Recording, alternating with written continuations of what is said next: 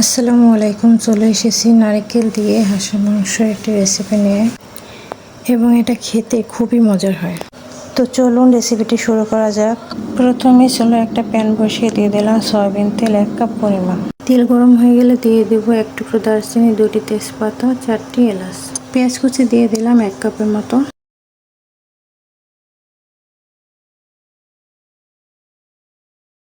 পেঁয়াজগুলোকে ভেজে নিতে হবে ব্রাউন কালার আসা পর্যন্ত।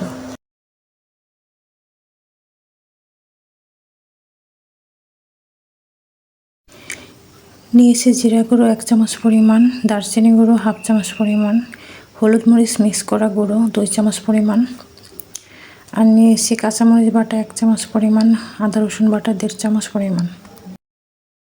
মশলাগুলোকে তেলের সাথে কিছুক্ষণ ভেজে নিতে হবে।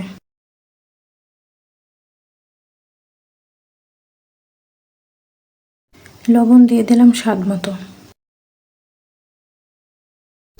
নারকেল নিয়েছি 1 কাপ পরিমাণ। এখানে নারকেলগুলোকে আমি ব্লেন্ডারে ব্লেন্ড করে নিয়েছি সামান্য একটু পানি দিয়ে।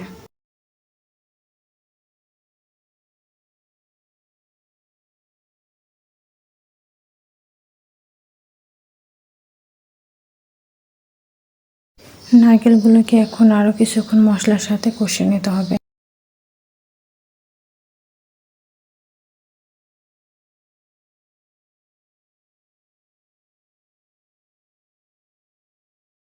এখানে দেশি হাঁসের মাংস নিয়েছি 1 কেজি মতো। এগুলোকে গরম পানি দিয়ে ভালো মতো ধুয়ে পরিষ্কার করে নিয়েছি।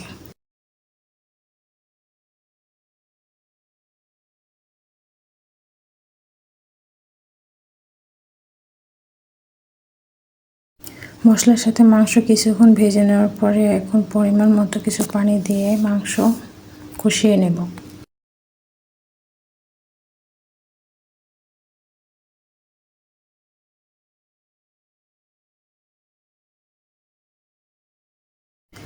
মাংসগুলো একবার কষিয়ে নেওয়ার পরে মোটামুটি সিদ্ধ হয়ে গেছে।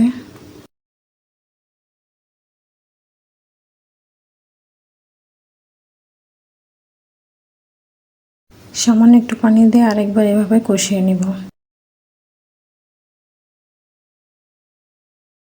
হাঁসের মাংসে বাজে একটা স্মেল থাকে, সেটা যেন না থাকে, তাই দিয়ে দিলাম 1টা রসুন।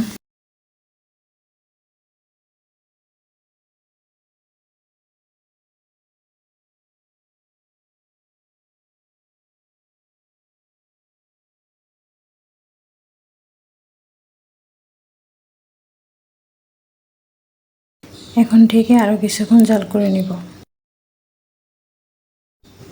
দ্বিতীয়বারের মতো মাংস কষানো হয়ে গেছে, এখন ঝোল দিয়ে দিব।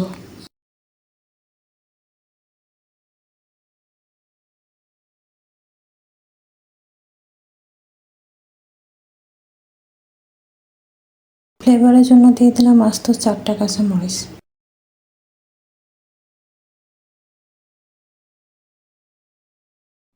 এখন ঢেকে রান্না করে নেব ঝোল শুকিয়ে যাওয়া পর্যন্ত। আমার হাঁসের মাংস রান্নাটা প্রায় শেষ। ঠিক ঝোলটা এরকম মাখা মাখা থাকবে। কেউ যদি চান হাঁসের মাংস নারকেল ছাড়া রান্না করবেন, তাও পারবেন।